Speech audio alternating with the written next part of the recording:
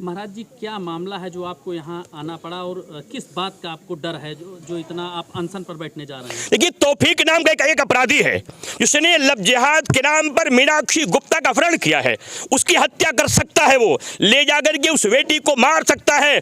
पहले घटनाएं जैसे 35 टुकड़े मेरी बेटियों के हुए हैं फिर किए जा सकते हैं, जिसको लेकर के मैं अत्यंत व्यथित भी हूँ। पीड़ित परिवार मेरे पास गया था, इस गाँव की बेटियां मेरे पास गई थी, प्रशासन से उनका विश्वास समाप्त हो गया। उन्होंने ये बात मुझसे कही है। यहाँ आने के बाद भी पीड़ित की मां ने कहा मुझे कोई न्याय नहीं मिल रहा है। इसलिए मैं मंच के माध्यम से ये कह रहा हूँ, उत्तर प्रदेश सरकार जो योगी जी की सरकार है, जहाँ न्याय का डंका बजता है, मैं प्रदेश के मुख्यमंत्री जी से, माननीय मुख्यमंत्री जी से बात कहना चाहता हूँ कि मेरे समाज में इस तरीके के अपराधीगण घूम रहे हैं जो लब जिहाद को बढ़ावा दे रहे हैं।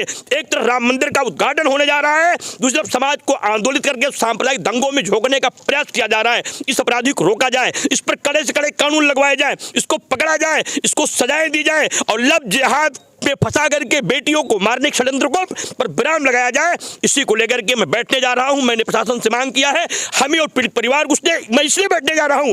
बेटी ने कहा मुझे विश्वास ही नहीं रह गया प्रशासन पे, अब मेरे पास कोई विकल्प ही नहीं था अनशन करने के अलावा। मैं बैठ रहा हूं, प्रशासन को बुलाऊंगा, प्रशासन मुझे इस माइक से आश्वस्त करेगा तो उठूंगा, और नहीं तो तब तक बैठा रहूंगा जब तक अपराधी पकड़ा नहीं जाएगा, जेल नहीं जाएगा। पूरे गाँव के लोग, पूरे समाज के लोग, संख्या बढ़ती जाएगी, आंदोलन अपना स्वरूप लेगा और पूरी लोकसभा के नहीं, आसपास के जिले के भी लोग मौनी जी महाराज के आंदोलन सुन करके यहां आना शुरू कर देंगे। मैं नहीं चाहता ऐसा कुछ करना पड़े, लेकिन बेटी की जो पीड़ा है उसे सुन के रुक नहीं सकता हूं। उसने कहा मुझे प्रशासन विश्वास ही नहीं रह गया है। ऐसी परिस्थिति में अब तो प्रशासन को आगे आना होगा, उन्हें अपनी बात कहना होगा, अपनी कार्रवाई से बताना होगा उन्होंने क्या किया है, क्या करना चाहते हैं। धाराएं को बढ़ाएंगे, अपराधी को जेल भेजेंगे, क्योंकि उनको शंका है मेरी बेटी गई है, उसको लब जिहाद फंसाया जाएगा, उसके बाद उसकी हत्या कर दी जाएगी। इसलिए मैं व्यथित हूँ, कार्रवाई की मांग करता हूँ। महाराज जी, लगातार हिंदुओं के उत्थान के लिए आपके द्वारा तमाम तरीके से कार्य किए जाते हैं।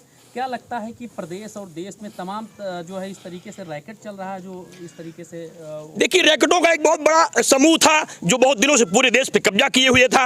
उनको फंडिंग विदेश से हो रही थी, पाकिस्तान से उन्हें पैसे आ रहे थे, हमारे समाज कुछ कतिपय लोग उनका संरक्षण दे रहे थे। धीरे धीरे उन सारे लोगों का सफाया तो हो रहा है, लेकिन अभी उनकी जड़ें इतनी गहरी पहुंच गई थी कि अभी वो आए समय डंस मारते रहते हैं, जिसको लेकर के ही मुझे इस गाँव आना पड़ा। पहली बार मैं इस गाँव आया हूँ, पहली बार परिवार मुझसे मिला है, लेकिन जब आश्रम पे गया ये लोग इतना रोने लगे कि मुझे बेबस होकर के कहना पड़ा बेटी मैं आपके घर आऊँगा। और जब मैं यहाँ आया उसकी माँ की दशा देख करके, गाँव की बेटियों की दशा देख करके मैं बहुत हताहत हूँ। पूरा प्रदेश के मुख्यमंत्री जी से और जिला प्रशासन से कहना चाहता हूँ, कठिन से कठिन कार्रवाई हो, लब जिहाद करने वालों को पकड़ा जाए, उनको ढूंढा जाए, उनको निकाला जाए, उनको जेल भेजा जाए और बेटी के टुकड़े होने से बचाया जाए।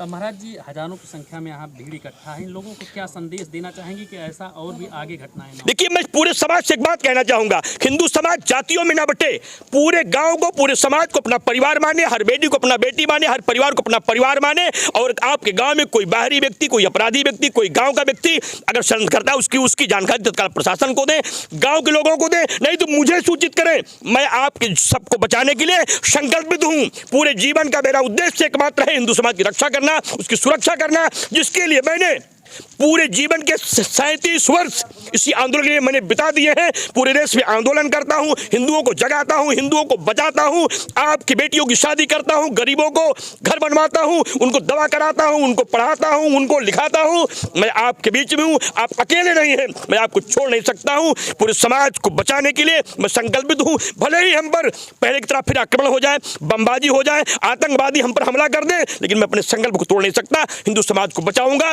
बेटियों को बचाऊंगा, कोई समझौता नहीं करूंगा।